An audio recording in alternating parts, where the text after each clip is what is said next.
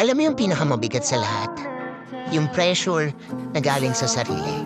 Yung expectation mo sa sarili mo. Yung mga failures sa buhay mo. Yung mga laban na sinukuan mo.